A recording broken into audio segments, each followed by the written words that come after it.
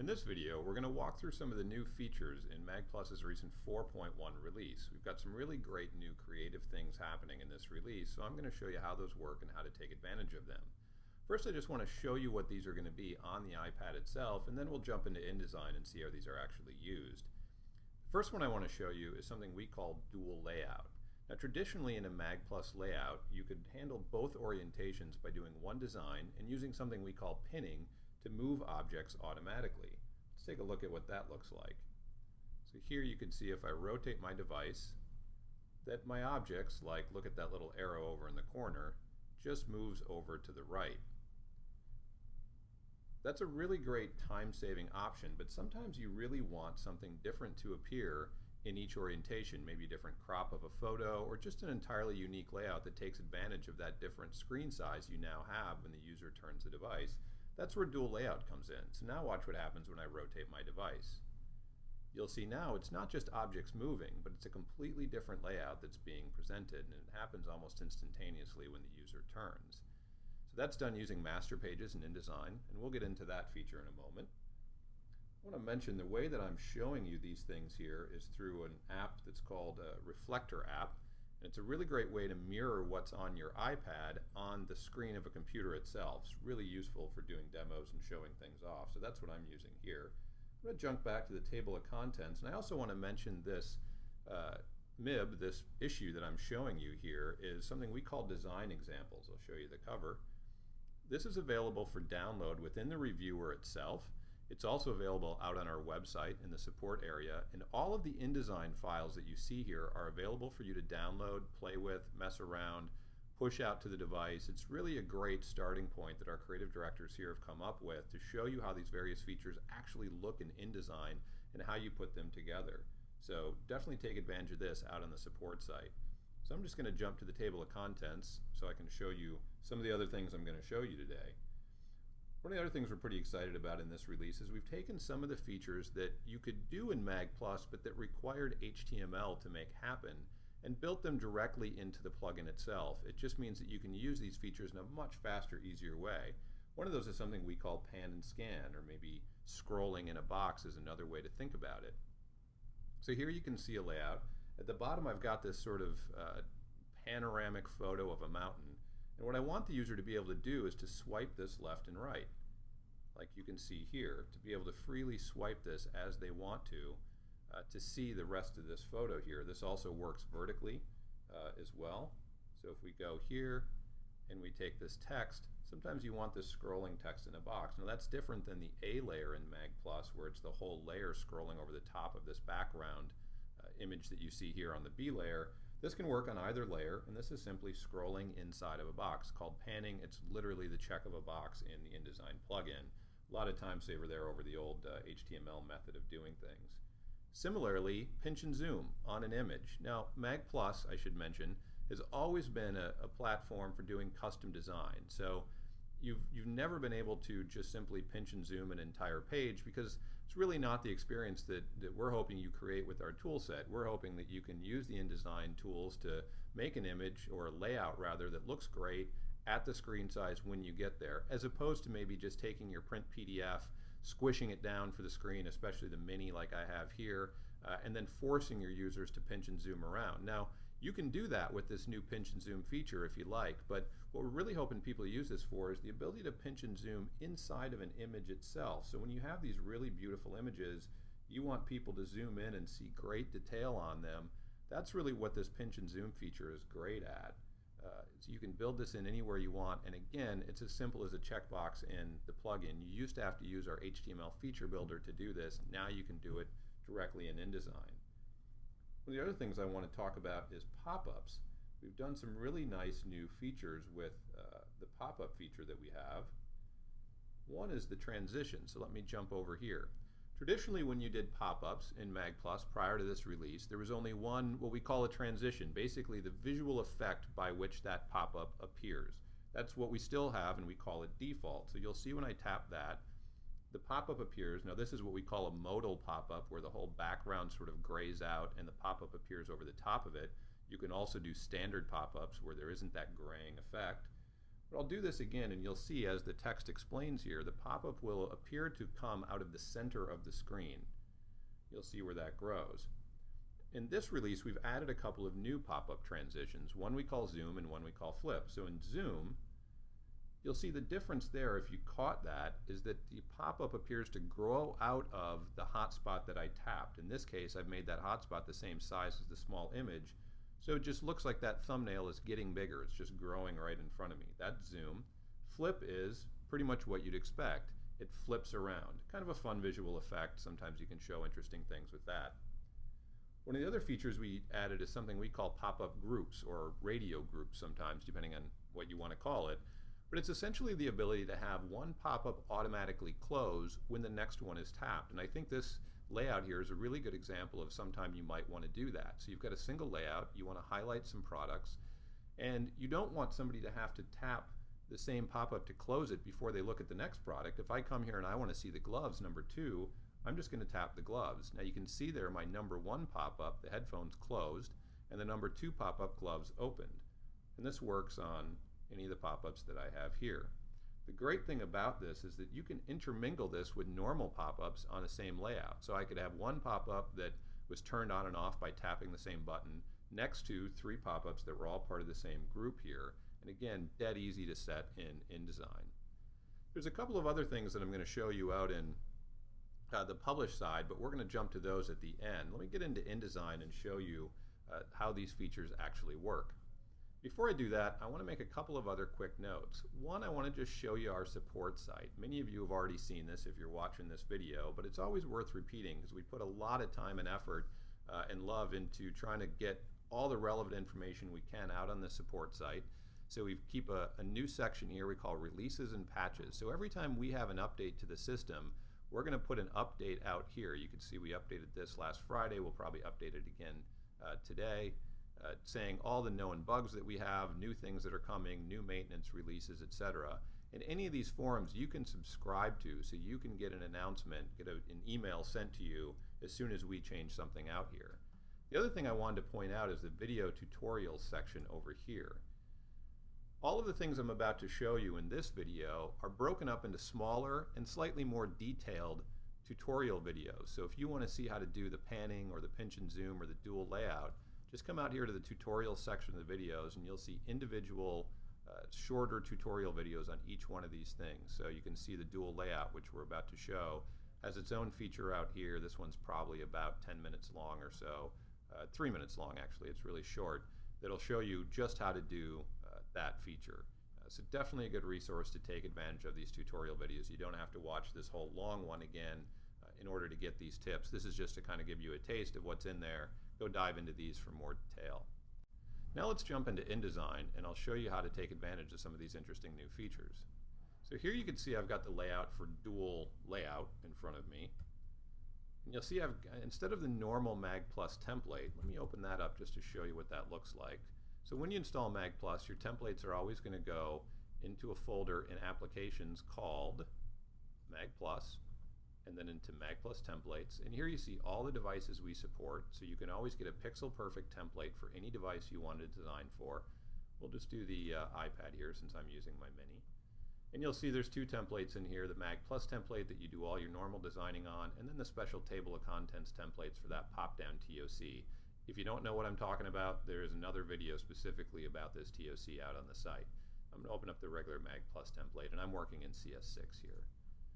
So here you see our standard magplus template that you get when you open. You'll notice it's square, right? Because in the normal magplus, traditional magplus system, I should say, this is the area you design for. You wanted to design for something in this orientation when they were holding it this way, and vertical orientation when the user was holding it this way, and then you use that pinning feature I mentioned to move things around. Well, now when you open up a magplus template, you'll see that here under Pages, you've got some new master page options. It's not just the traditional auto master page, which is that dual orientation square sort of look to it. Now you've got a landscape master and a portrait master. And that's how we take advantage of dual layout. This literally allows you to lay out each orientation individually as an individual page, and then the system will match them up to say, okay, this is the horizontal version of that vertical page you were just looking at. So you can see here, in order to create this, I just dragged my horizontal landscape master into my main pages area here. That created an actual page to work on using the horizontal master, so I could lay out my horizontal layout. So again, this is just a regular InDesign layout. I'm just placing elements wherever I want them. I'm crafting it. This is exactly the right width of the iPad in the landscape orientation, and this is the height of what will be the visible area. So if I go down to the next page in here, you'll see that here I've crafted my horizontal layout just the way I want it. Now I want to do the vertical version of that. So the way I do that is I literally just drag the vertical portrait master into here as page 2.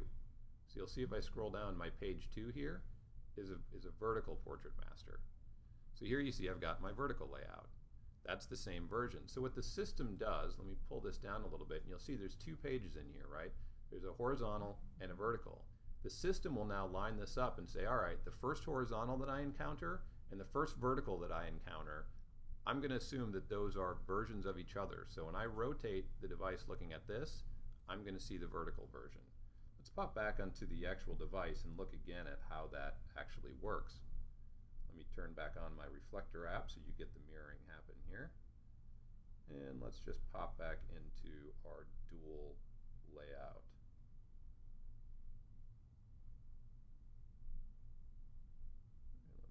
I'm pulling up the right one.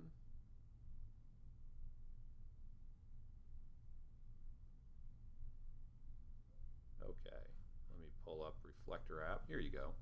So now you see this is my vertical layout, and you'll see when I rotate, I see that landscape layout or horizontal layout.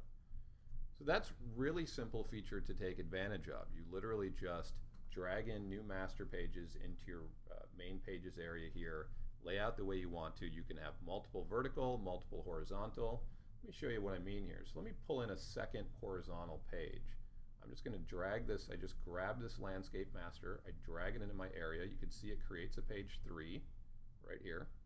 Now I've got a blank horizontal page to work from. Let's make this really super simple, just so we don't take up time designing. I'm just going to put a big box on it, and I'm going to color that box blue.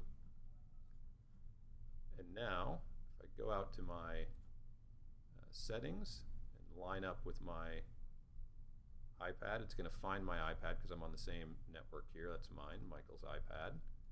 Now I can go out here. I can tap the Fast Review button. Let's go back out to Reflector. You'll see that's coming through. Oh, here we go, Reflector. All right, so now you see I've got my horizontal and I got my vertical, right? Now the difference is now in horizontal, if I scroll up, there's my second page. Now, you probably remember I only made 3 pages here. I didn't make 4. So there is no vertical version of this page, of this second page that I have in here. So if I go back to Reflector, I'll show you what happens. If I turn here, it's going to take me back to this layout. And that's because this is the last place I was in the vertical orientation. If there had been multiple pages and I'd scroll down, it would take me there. If I add in a 4th page here, let's say, all right, I do want a vertical version of that. And on that vertical version, I'm going to make a vertical box. And I'm going to color this green. And let's hit Fast Review again. Head back out to Reflector. There's my layout coming through. Okay, now you'll see second slide, right? Lines up, lines up. Now I'm on my horizontal, I turn, there's my version of that, right? I go back here, I turn, there's my version of that. So I hope you can see here what the system is doing. It's saying, all right, the first vertical I encounter and the first horizontal I encounter, you're a pair. The next horizontal I encounter and the next vertical I encounter, you're a pair. Doesn't matter what order these are in here. So like I said, really simple, but really powerful. You can really start to play with what you're presenting in the layouts here using this new dual layout feature, and it works really seamlessly on the device. Let's pop over into Zoom here, because this one is also really easy to do. So you remember, we just wanted to pinch and zoom this image that's right here. So again, I've made my normal magplus layout, and I want to show you what we did here. So here I've got a magplus, an image that is actually a little bit bigger than the image itself here, so I got more to work with, or bigger than the frame rather than what you see. And all I do is place an image in here that's high enough resolution to support some zoom. And over here in the object panel of the magplus plugin, I simply click the zoom box. And then I can choose how much zoom I want to apply. So 100 would be no zoom, of course. But you can go 125, 150. Those are really great if you are doing a really large image, because if you think about it, if this image here is, let's say, 800 pixels by 400 pixels, right? If I want to zoom that to 200%, I need an image in there in order to keep full resolution that's 1600 pixels by 800 pixels. You can see that math. 400% would be 4 times as big, and 800% would be 8 times as big. So if I start getting into full screen images that I want to zoom at these really high levels, you're talking about giant images that the iPad's going to have to load, and you're going to see it choke a little bit. It's going to take a couple of seconds to load it. It's going to stutter a little bit. There's only so much memory the iPad has to work with. So if you're doing really big images, big full screen images, stick to some of these lower zoom percentages. You probably don't need that much zoom anyway. Here we've got a pretty small image, so we went ahead and chose 400% on this. And that's really all there is to it. Literally just click the box. Let's go back here and look at our zoom. Oh, I gotta go back to my other MIB. Go back to our push library, our design examples, and we'll take a look at that zoom effect again. Let me scroll through here over to our features. There is our zoom. Give it a second to load. This is the reflector making it go a little slow, but you can see even there it took a second to load that in because this is still a pretty big image. I got 400% zoom on here, and you can see that even when I zoom way in, as far as I can go, right, this is my maximum zoom level, that text is still pretty crisp as it can be coming through here, but you're really not losing any resolution because I've placed a nice high resolution image in that box, and the system is making sure when it exports that it keeps enough resolution. It's not going to downsample it all the way. It's going to keep enough resolution on this image to support the zooming level that you've chosen there, as long as it has enough resolution to work with in the beginning. So let's look at the other really simple, easy one we mentioned, which is our pan and zoom. So this one's pretty fun. Where's my pan and scan layout? Here you go. So here you can see we've got the image itself below. So this is the big image that we wanted to put in that box and use. We've just put it kind of off the page here so we can take a look at the full thing. Literally all we're doing here is placing a larger image inside this frame than the frame itself. So let me double click on that, and now you see the green box shows you the full image, and if I click on it with the hand, you'll see here how big this image actually is. So you can see the image extends left and right beyond the edges of the frame. That's what gives it the ability to pan. There has to be something to pan to, in other words. So again, dead simple to make. Make sure that's what you do. Place an image in the frame that's larger than the frame itself. It can be larger in either direction or in both. And then just click the pan button. And that will make it panable when you come through. So again, we go down here out to Reflector, and you can see because I've got more image left and right than the frame, I can pan and scan either direction. Same thing works to do it horizontally. Let me go down to page 2 and show you the text here. A neat little trick if you're doing text is that you can only pan on an image block, right? Text block itself is not panable, but there's a really easy way to get around that. Just draw an image block the size that you ultimately want it to be here. Now make your text frame. I'm going to make that a little bit smaller, and actually I'm going to make it longer because I want something to actually scroll to. I'm just going to fill this with placeholder text for now. All right. Now what I can do is copy this box, right? Not copying the text, I'm copying the box itself. I can select my image frame and I can go paste into the image frame. So let me pull this one, let me pull the sample we have out, let me pull this one in, and I'll show you how this is going to look now. So now let's go back here, we'll fast review, and we'll go back out here. Larger file, taking a minute to fast review. But this is essentially a way to make the system think that text itself is an image, is you just copy and paste a text box into an image box. Let me go to page 2. All right, here you see this. Oh, you know what I didn't do? I didn't check the pan box. That ain't gonna work very well. All right, let's go back here and tap the fast review again and wait for this to come through. So there's another way you can do this. You can literally take a text box, copy it into Photoshop, turn it into an image and bring it back in, but this is just a far easier way to do this. So let's go here. Now you'll see I've got my scrolling text. So this is really great because it makes the text super easy to edit. So now I can literally go in here with my text tool. I can change some things around in here. I don't have to go back and forth to Photoshop to do things. I can control where in here I want this text to start. So of course here I'd probably want to start at the top like this. Again, I go fast review. I come out here and see how that effect comes through. Really easy to do. Let's just take a look at this one before we move on. Back to Reflector. Second page. All right, so now you can see the text is starting at the top there. And when I scroll, I get my scroller. And because I've made the text box itself a little smaller than the image box, you see I got a nice little margin in here. And I made a little opaque box behind this. So you can really get a nice effect with it. That's panning. Literally just put something in the box that's bigger than the frame itself, check the pan box, you're done. Really easy to do. Now you'll note here the pan is checked on the image frame, right? That's what I'm panning, not the text box. So when I had this text box selected to edit it, that's not what I'm panning. It's the image box itself. Hopefully that's clear. Let me go into the, let me pop into the pop-up things here that we were talking about. So let's look at the pop-up groups. Remember, this is the way to have one pop-up close as soon as I tap the other one. So this was what was shown initially. Then I wanted to come in here and show the gloves. Super simple to do. Now this layout looks a little messy because you're seeing all the pop-ups visible at once. Of course, you can always turn off the pop-up layers. That kind of cleans things up a little bit if you don't want to look at them all the time.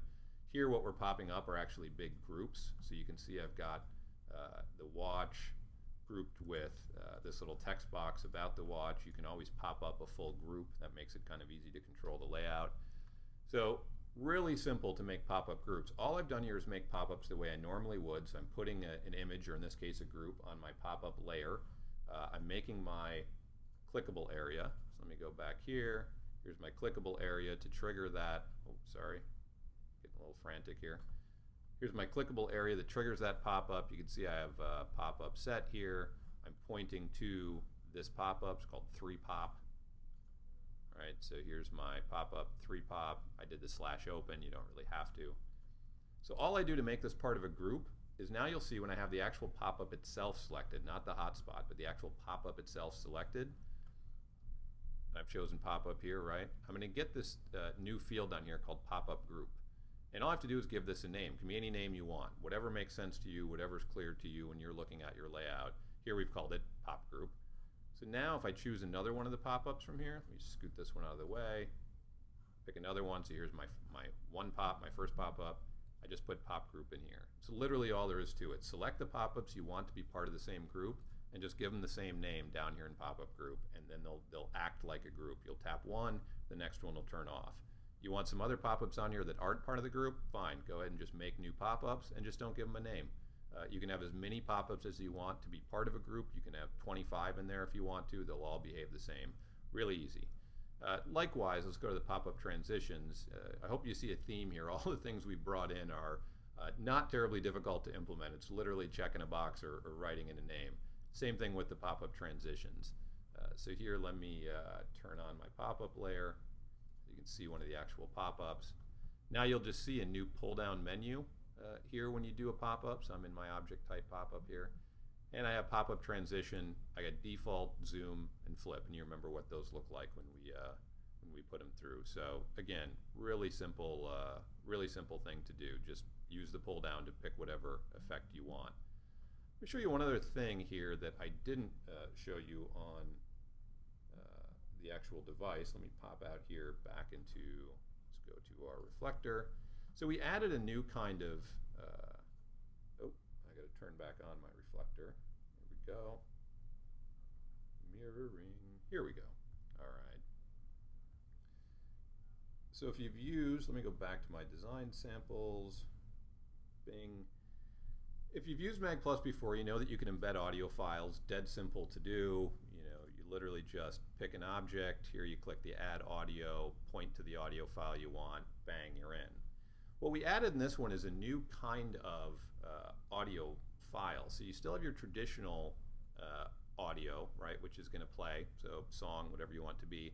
We added something called a sound effect. And the idea behind sound effect is sometimes you might want to have audio playing in the background, a song or an ambient music or whatever it might be. But then you also want a sound effect. You want something to play over the top of it. You don't want that song to stop while you play the actual sound effect. Let's see if we can get this. I'm going to go out to Reflector again and show you this layout. And let's see if we can get you to actually hear this. Let me turn up my volume.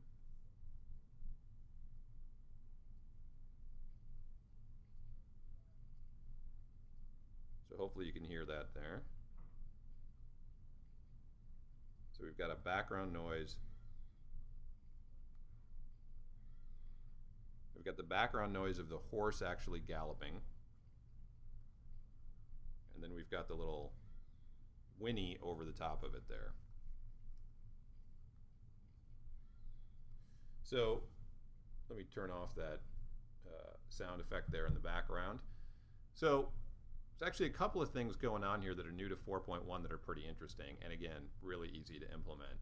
One is that sound effect. So all we did here is we'd already up here added our original sound. So we just clicked the add audio, we selected our media areas box, and then we just clicked audio as the content type and pointed to the file. So you can see here it's something that's walking on dirt animals.wave. It's a wave file. You can use MP3s, lots of audio types, whatever the iPad supports. We had this auto start, so as soon as I come to this page, it's going to start playing that background sound of the horse running that we just heard. But then I wanted the sound effect as well, so I just did a second add audio block here. And for the content type, I just show sound effect. So all sound effect means is that this audio file will play over the top of any other audio that's playing. If all you want is sound effect, that's fine. You don't have to have both in any given layout, just means that you can. The other thing that's worth noting here, new to 4.1, minor thing but kind of useful, is that we added this loop feature down here. So now when you've got a sound like this, where you just, background noise of an animal walking, anything that you want to loop, whether it's a movie or an audio file, you can have loop now, literally just a checkbox in the plugin. So really simple to do. One other thing I want to show you, and I'm going to head out to Publish to show you this, because it's a pretty interesting new feature. So if you're a magplus client, you've got a Publish portal. This is the portal where you manage your back end. So let me just pop out to, we'll just go out to Publish in general. Let me log in. Log in with that one. So Publish is where you publish your issues. It's where you build your app. You do all kinds of things. We have a pretty cool new feature in the issues area that I want to show you. I'm just going to pop down to I'm going to give a little plug to our friends at PopSci. Just launched a really awesome app called PopSci Audio. It's like a podcast version of the magazine. It's only for iPhones. Really cool. Go check it out if you haven't already. I'm going to pop into the issues here because I want to show you this new feature. So now when you're in Publish and you're adding an issue, let me go out here, click the Edit button, you're going to see a new choice. Include in subscription products. So you can see for this particular app, they've created two kinds of subscriptions out in iTunes Connect, an annual, obviously an annual subscription, and a monthly. And if you've never seen it, you can create a monthly. It just means that the subscribers' account will renew every month, but they auto-renew as Apple subscriptions do, but they can cancel it anytime they want. Annual means once they buy it, they've paid for that year, and the renewal won't happen for another year. So a lot of magazines, a lot of apps do a couple of different kinds of subscriptions here. If I had a Kindle subscription and an Android subscription, those would appear in this list. And what these boxes allow me to do is to decide for any given issue, in this case it's the audio January issue, January 13, whether I want this issue to be part of these subscriptions or not. So where might this come into effect? Well, let's imagine that I was doing special issue. A lot of our magazines do this, especially here in digital when you don't have to pay for printing and all that. Maybe you just want to create a special issue, And maybe you only want that issue to go to subscribers. You don't want this to be available out in the store. You just want it to be like a bonus for subscribers to get, a way for you to say, hey, why don't you buy an annual subscription to this magazine, because I'm going to give you a couple extra issues for free, a couple of these specials I do. To do that, you just come out here and say include here, and then not actually sell them as individual purchases out in the store, so you wouldn't have an iTunes Connect token with them.